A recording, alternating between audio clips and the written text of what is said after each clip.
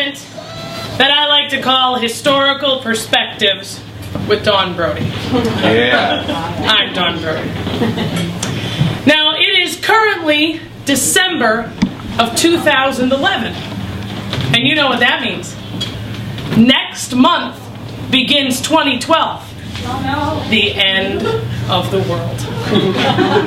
Yeah. Even though the Mayans failed at predicting something as flamboyant and destructive as the conquistadors, thousands and thousands of people from all over the world believe that, in fact, their calendar is correct and the upcoming year will be humanity's last. And 2011 wasn't a picnic, right? Certainly a reasonable precursor to the apocalypse. If you recall, January 1st, New Year's Day of 2011, thousands of birds fell dead from the skies over Arkansas. 5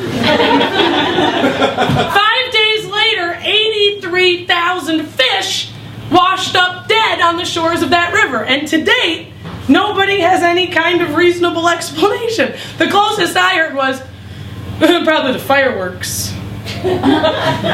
which are so much more extensive on New Year's Day than they are on the 4th of July, and we've never ever had thousands of birds fall dead from the sky because of fireworks, right?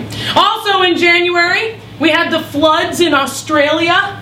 Record floods killed thousands of people, destroyed millions of dollars worth of stuff. In February, we had record blizzards in North America that raced from Texas to Minnesota, affecting 100 million people and costing $1 billion we don't have. In March, there was the earthquake and tsunami in Japan that killed over 25,000 people and almost caused a nuclear disaster. Right? Not to mention the 3 million acres in Texas that were burned in a wildfire, all while the people of Egypt and Syria were starting a revolution of truly biblical proportions. Which